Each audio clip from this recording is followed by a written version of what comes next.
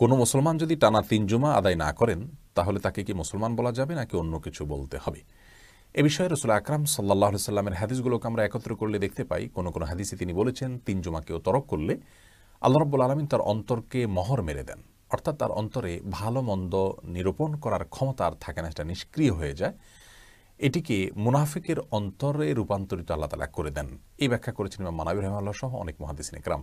কোনো বর্ণনায় পাওয়া যায় যে টানা 3 জুমার কথা তিনি বলেছেন, অর্থাৎ লাগাতার যদি কেউ 3 জুমা তরক করেন তাহলে সেক্ষেত্রে তার জন্য এই ভয়াবহ বার্তার কথা নবী সাল্লাল্লাহু আলাইহি ওয়াসাল্লাম জানিয়েছেন।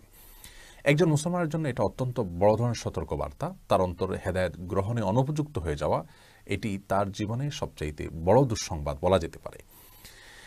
এ হাদিসের আলোকে অনেক ভাইরা জানতে চান যে করোনা প্যান্ডামিকের মধ্যে অনেকে টানা 3 জুমা বা ততোধিক জুমা সালাত আদায় করতে পারেন না। কেউ হয়তো কোভিডে আক্রান্ত হয়েছেন, হাসপাতালে বেডে শায়িত আছেন, তিনি সালাত পড়তে যেতে পারেন না মসজিদে, বা কেউ এমন কোনো জায়গায় আছেন যেখানে জুমার সালাত আদায়ের ব্যাপারে নিষেধাজ্ঞা আছে এই প্যান্ডামিকের কারণে।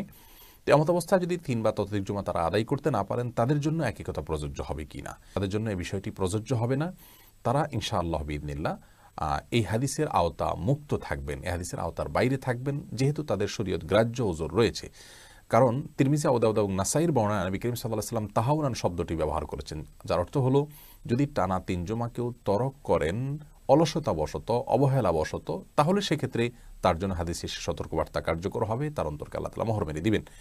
আর যদি কেউ শরীয়ত গ্রাহ্য ওজরের কারণে করেন সেটি ভিন্ন কথা। ইবনে মাজার হাদিসে আসছে মিন গায়রি যুরুরাত শব্দটা, যার অর্থ হলো শরীয়ত গ্রাহ্য যে প্রয়োজন আছে সেটি ছাড়া যদি কেউ 3 জুমা নিছক অলসতাবশত তরক করেন তাহলে তার অন্তরকে আল্লাহ তাআলা মোহর মেরে দেন। এখন এই অন্তরকে মোহর মেরে দেয়া বলতে কি লোকটি বেঈমান হয়ে যায়? এ ব্যাপারে বিশুদ্ধতর মত হলো না। এর উদ্দেশ্য তিনি বেঈমান হয়ে যাওয়া সেটি বোঝানো নয়, বরং এর দ্বারা উদ্দেশ্য হলো সর্বোচ্চ সতর্কতা অবলম্বন যেন করতে পারে মানুষ, সে বার্তা দেওয়া।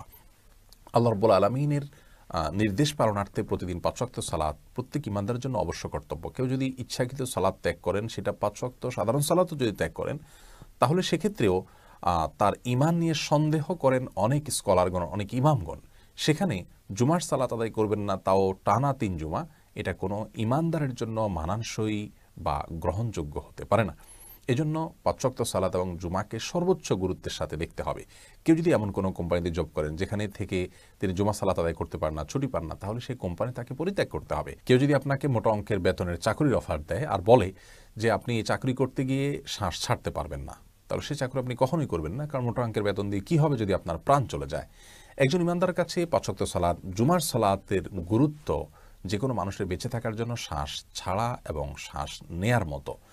শ্বাস ছাড়া, শ্বাস নেয়া ছাড়া যেরকম কোনো মানুষ বাঁচতে পারেন না, তেমনিভাবে একজন ইমানদার তার ঈমান টিকতে পারে না সালাত আদায় করা ছাড়া। বিধায় আমার সালাতে যদি আদায় করা না যায় তাহলে আমি সেই চাকরি দিয়ে কী করব?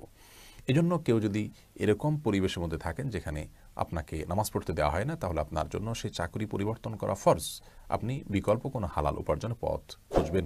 কেউ যদি জীবনে কখনো টানা 3 জুমা সালাত ত্যাগ করে থাকেন, তাহলে তার কর্তব্য হলো এখন বিষয়টি অনুধাবন করার পর তওবা করে আল্লাহর কাছে ফিরে আসা। তার অন্তরে মোহর মেরে দেয়া হয়েছে, এর মানে এই নয় যে তওবা করে তিনি ফিরে আসলেও আল্লাহ রাব্বুল আলামিন তার অন্তরকে আর হেদায়েত দিবেন না, বরং তওবার মাধ্যমে আল্লাহ তাআলা পূর্বের অবস্থাকে পরিবর্তন করে দিয়ে থাকেন, সমস্ত অপরাধ মার্জনা করে থাকেন। সেই সুযোগ যেহেতু রয়েছে, অতএব যারা এই অপরাধ আগে করেছে না বুঝে, তাদের উচিত হলো তওবা করে সঠিক ক্ষেত্রে ফিরে আসা।